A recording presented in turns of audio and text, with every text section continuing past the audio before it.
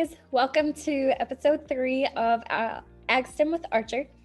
And we're so excited for this episode. We are here to celebrate the successes that Archer's had this semester. And you've far been exceeding the goals that we had believed we would be at during our summer professional development. For the county, the goals of farmers markets are becoming a reality, and the aquaponics and social entrepreneurship projects are going really well. We always look forward to our weekly meetings because we get to hear the amazing progress you've been making, and every week there's something to share. In this episode, we are going to focus on different skills that you can incorporate into multidisciplinary learning through next semester and moving forward with our projects. We at the C-Lab team would like to thank you for your efforts, whether incorporating a lesson or developing a school-wide plan for participation. We want to celebrate all you've done this semester in the midst of a lot of changes that we've been going through in our education. We will continue next semester with setting goals and implementing your first projects through the spring. But for now, we wish you a happy holiday season full of family, rest, and relaxation, because we all know we need it. So great job. We look forward, enjoy the rest of the episode, but we look forward to working with you more next semester.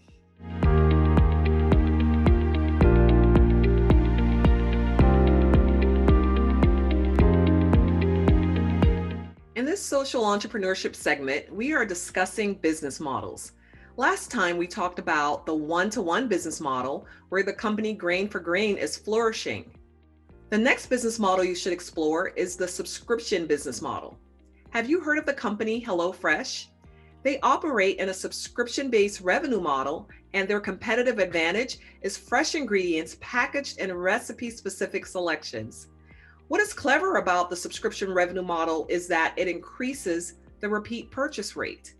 Go to HelloFresh.com and click on the How It Works tab to learn more about the subscription revenue model.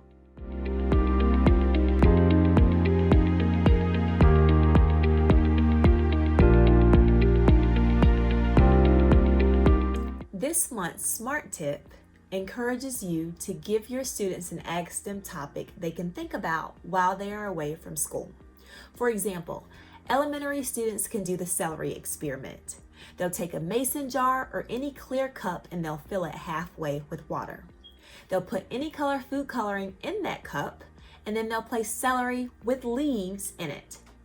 They'll observe for the next 48 hours by watching to see what happens. Middle and high school students can explore what foods they can regrow.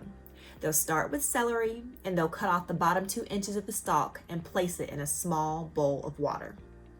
New growth will begin from the center in about 3 to 4 days. It might take a while for a full stalk of celery to grow, but in about 3 or 4 days, they'll get great growth from the center, which is great for flavoring dishes. You can also encourage your students to look up other foods and report back to see if the same strategy works. This smart tip encourages you to extend students' learning outside of the classroom. I'd imagine that families would be excited to participate or impressed with their desire or their students' desire to engage in investigations from home. Good luck and happy teaching.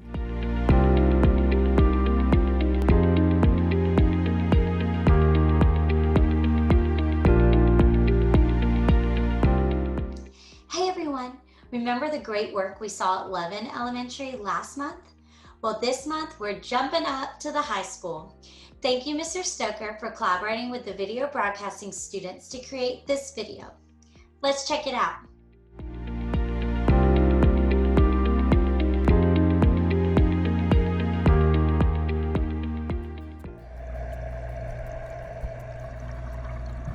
Hi, I'm Lydia Chafin. Hi, my name is Annabelle Payne. Hi, I'm Molly Connor in Ms. Ferguson's class in the AgSTEM program here at Archer High School. So the aquaponic system upstairs, it has tilapia in it, and the fish, when they poop their ammonia, it goes through some pipes which starts to filter it out, and then it goes into the bioball system. The bioballs are, I'm going to say they look a little different than you'd expect them to. They look like little honeycombs so that the water can flow through them and it can filter better. The ammonia from the feces is cycled out and then turned into nitrates and then into the plants as fertilizer. There's a pump that pushes the water through the system, meaning it goes through the fish tank, up to the bioballs, up to the plants where it really needs to go. So the pump pushes it through all that, and it's a constant moving system. When we visit the small aquaponics system, we measure ammonia levels, nitrate levels, nitrite levels, temperature, and the pH balance. And based off those measurements, we determine what to do next. For example, we would feed them less or take away water or add water. So in the future, Archer High School is planning to build an aquaponics system outside of the school. It's going to be a very large system with lots of fish and more bioballs and more plants to help our school help the environment.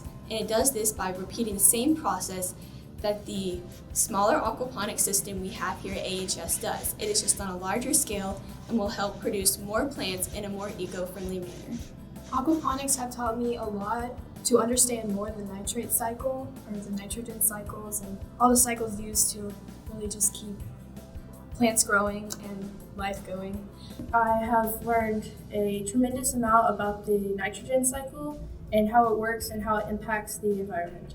When fish and other animals, when they release their feces, when they poop, they release ammonia, and that is something that is part of the nitrogen cycle. And within the nitrogen cycle, if there's too much nitrogen in the air, that can be, in the environment in general, that can be very bad for us humans to breathe in and constantly have. So by using the nitrogen and ammonia produced from the fish and using it to help plants grow, it just recycles everything and makes our environment better for us and for all of the plants and animals in nature. Through this class, I have learned ways that we have negatively affected the environment and how we can change our processes in the future to better help the environment. Wow, that is incredible. I absolutely love hearing the way the students are articulating what they're learning and their plans for the future. It never ceases to amaze me how wonderful our students are, especially here in this Archer cluster. Want your class or your students to be featured on next month's Teacher Corner? Remember, copy this link into your browser and submit a video. We can't wait to see all the work that you guys are doing.